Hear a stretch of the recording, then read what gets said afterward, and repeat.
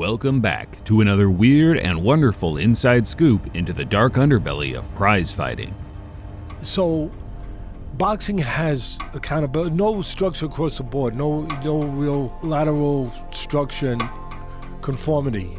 Boxing has long been known to attract a particular group of people to pursue the sport as a career choice, usually being the more underprivileged type, using their natural talent and athletic ability to vent their frustrations in a more positive way. So when you get into the fight game, isn't my makeup or what I used to be involved in and where I was at, doesn't that play a major role in this sport of boxing?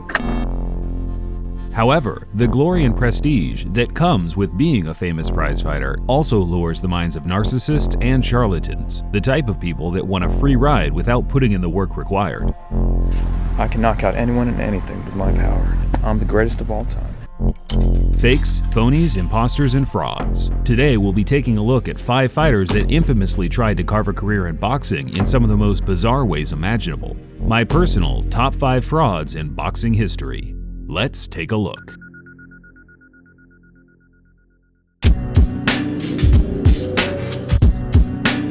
Being the son of Javier Kahwagi, a prominent businessman and politician in Mexico, Jorge Kahwagi's life was built around wealth, power, and an understanding of how the entertainment industry is a powerful tool in shaping public perception. Verde rompe conmigo, que había un proyecto en el que se iba a cuidar la ecología. Jorge was a prominent face on Mexican TV in the 2000s, appearing in multiple TV sitcoms and dramas, but more known for bizarre daytime TV appearances that resulted in questionable WWE-like confrontations.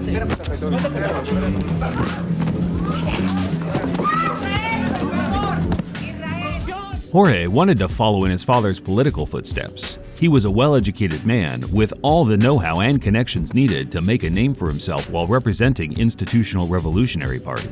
However, he was a narcissist, without the self-awareness to realize that his perception among the public was that of a flash-in-the-pan gimmick, a character to laugh at, as opposed to what he thought of himself, a hero of the people.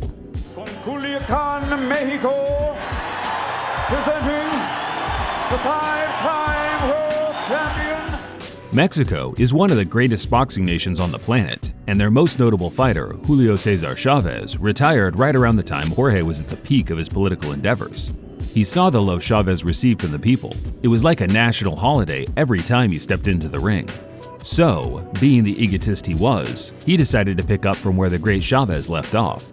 He had no background in combat sports training whatsoever, but look how easily he could take down paid actors on morning TV. Jorge seemed to be in reasonable shape during the weigh-in for his first televised bout, but once he entered the ring, the reality of what this man would do to con not only the public but himself was glaringly apparent. Before the farce began, Kahwagi notably had artificial muscle implants in both his bicep and pectoral regions. Kahwagi, 11 wins, no defeat, all by knockouts. Jorge was terrible and could barely move around the ring. The crowd started laughing as the two exchanged what I guess you would call punches, before the farce came to a swift end as Ramon, an obviously paid actor, took a dive in shameless fashion. Yeah, he has not fought for 10 years. One punch. It turns out the Mexican public wasn't as stupid as Jorge had hoped, and the fight, despite being a genuine sanctioned event, did little to help his career moving forward. In fact, despite a handful more of these embarrassing events in the coming years, Jorge vanished into obscurity by the 2010s, with the only recent images of him emerging certifying his professional battle with his public image. Kahwagi should be ashamed of holding an undefeated professional boxing record, but more so the sanctioning bodies for allowing it to happen. And don't get me started on his opponents, who by all accounts are legitimate prize fighters. They should all be banned from the sport for participating in blatant match fixing.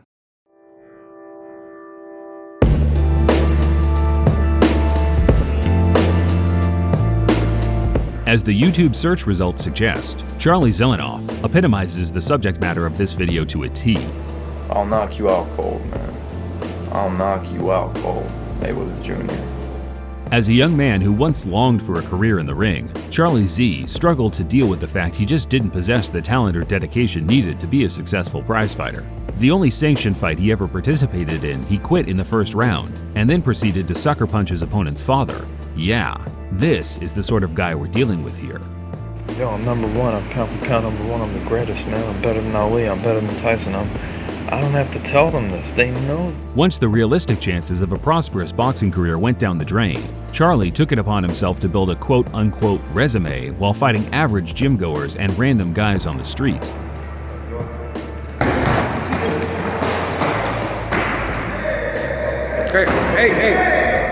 Charlie would offer guys a light sparring session and then just assault them, with each 20-second attack being another notch on his record that wasn't recognized by the WBA or WBC, but by the newly formed UBF, a sanctioning body that he invented himself and comes crowned by a belt you can purchase at most Toys R Us stores.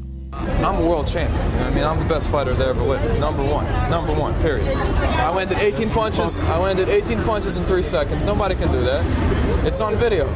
Charlie would cut up all the best moments from his daily assaults, conveniently leaving out all the clips that showed his subpar fighting ability, and then upload them to the internet, where a sizable audience tuned in simply for the absurdity of it all. If I hit you with my power, you spit your gum short out and you spit every single tooth out, motherfucker.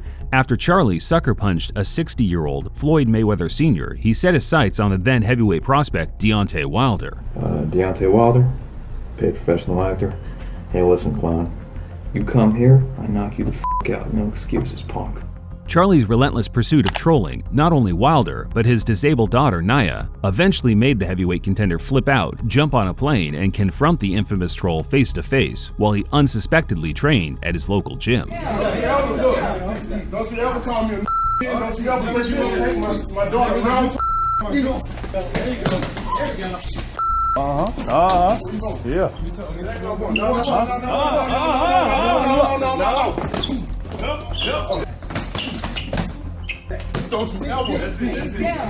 Charlie was at an all-time low after the Wilder confrontation. YouTube deleted his account, and the police finally started taking the reports of his daily assault seriously. It was around this time that Charlie's family confirmed people's suspicions of mental health problems.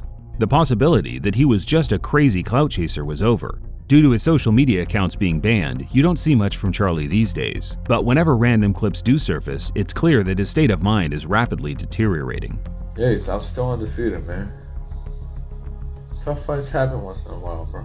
It's reported he's a raging alcoholic and heavily addicted to methamphetamine. He self-medicates throughout the day while smashing up what's left of his apartment, all in building up his routine nightly walks where he hunts for a random victim to assault. He doesn't even trick people into a spar anymore, just straight sucker punches them before running off in pure glee with no remorse. It's easy to sit there and laugh at some of the wild things Charlie has done during the early stages of his infamy. The gimmick of his record and the manner in how he classifies victories certainly got a few chuckles out of me back in the day. But in 2023, the fun's over. He needs some serious psychiatric help. He's a danger to society, and it's only a matter of time before his actions result in severe consequences.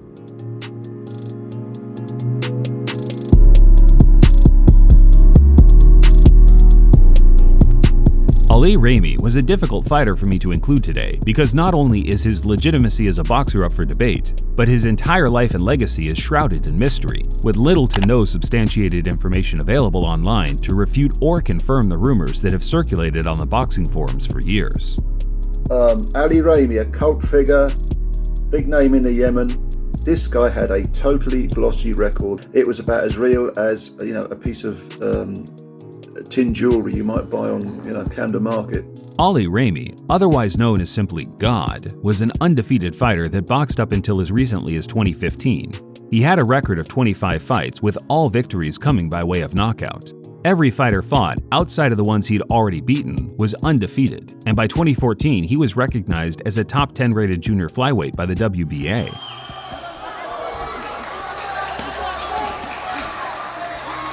On the surface, he ticked all the boxes of being a legitimate fighter. However, it only takes a little digging to realize that this guy has, by far, one of the most disreputable padded records in boxing history. I'd go as far as saying it's the worst in the sport's history, and this is a subject matter I've unfortunately covered in detail over the years. There are a few bits and pieces of footage of Raymi to look at on YouTube, albeit low quality in terms of bitrate and the art of fighting altogether. But it's on YouTube where you will also see some of the most peculiar fan montages ever made. Ollie Raymi, God, pound for pound hardest puncher ever. Ollie Raymi, boxing record holder. And my personal favorite, Ollie Raymi, the greatest ever, which I can confirm is a brilliant post from a YouTuber that I have followed on this platform for many years. Also known as, to some, simply God. To others, TGE, the greatest ever. A meme it may be, but there were a lot of people, most likely Yemenese people, that had never watched a boxing match in their life, who genuinely thought of Raymi as a godlike figure, the Asian Ali, the Middle Eastern Mike Tyson, a man on the cusp of greatness, until disaster struck. This conflict's often called the world's forgotten war. This brutal civil war has raged here for almost a decade, and much of it without the world's attention. Alongside his boxing career, Raymi was also a colonel in the Yemeni army. It's been reported he fought in battles such as Rada, Ladar, and Zinjibar. However, it would be his final battle in Sana'a in 2015 that would ultimately see his life cut short at the age of 41.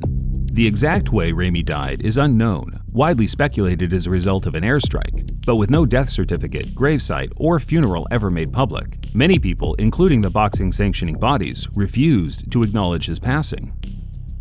After he was killed, he moved up the ranks. He moved up the rankings, I think it's right, to 4th, but then he was dropped. When they realised he was dead, the WBA dropped him to 11th. But they left him in the rankings just to be on the safe side. Raymi has never been seen since his reported death, so more than likely, the news is unfortunately accurate. However, there still remains a small community of fans that believes he faked his death to avoid further conflict both in and out of the ring. One thing I would personally add, after reading his one and only interview he ever gave to the Western press, Raymi was either a master troll, deluded beyond belief, or a genius preparing a legend before he faked his death. Men avoid destruction by giving up their titles. I train for eternal warfare. If beating me was possible, I would have died long ago. Your lions I declaw, your serpents I defang, your greats I belittle, are a few philosophical quotes he made before commenting on what he thought of the current flyweight champion, who at the time was recognized as the pound-for-pound best fighter in boxing. Will Ramon Gonzalez go down as a legendary warrior, or will he play it safe and fade into absolute obscurity? Before he becomes anything grandiose, he has to step into the depths of my unforgiving ocean. Make of that what you will, but regardless of your position, the mystery of Ollie Raymi will likely outlive your thoughts, even if it's only uttered by trolls on boxing forums or 5 men from an obscure district in Mecca.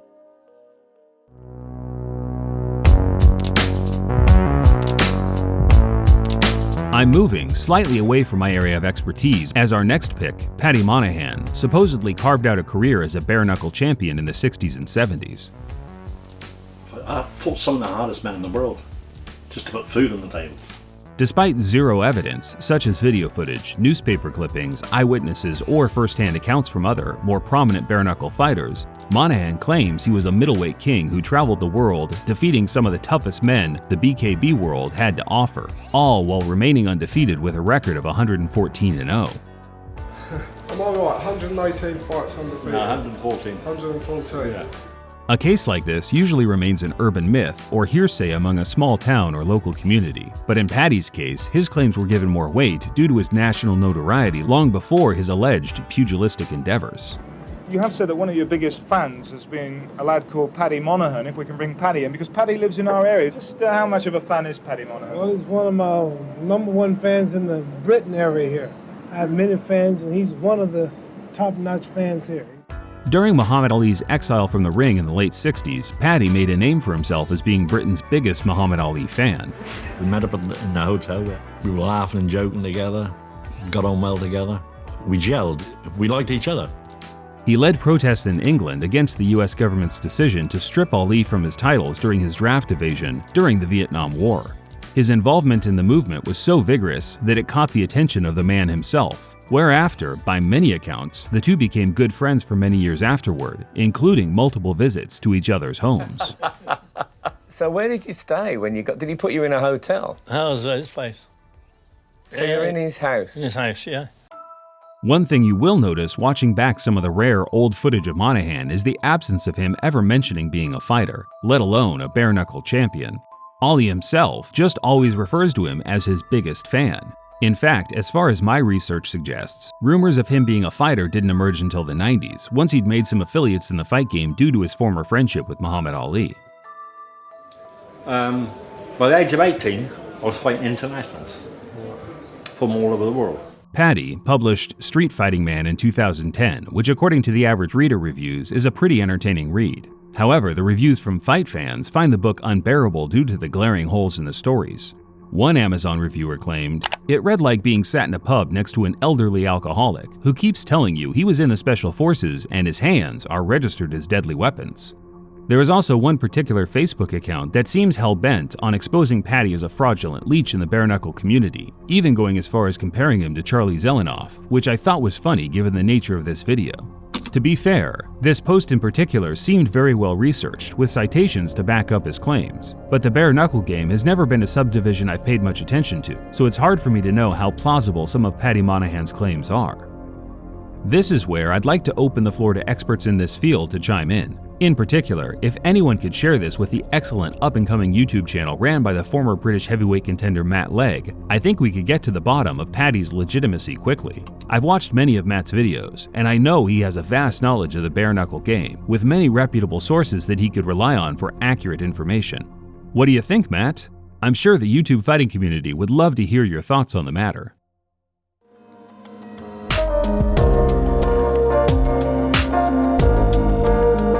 It's important to note that I drafted this video idea a couple of years back, where our final quote-unquote fighter today was going to be a lighthearted laugh at the former white-collar boxer who was quite clearly impersonating a mixture of both Tyson and his father, John Fury. You got the looks, you got the name. Telling you, we've got it all, haven't we? Just got to do the business now. But once I researched the self-named Davy Fury to put together the final script, I realized this was going to be a topic that I had to cover with due diligence and care due to the despicable and heinous crimes he's recently committed.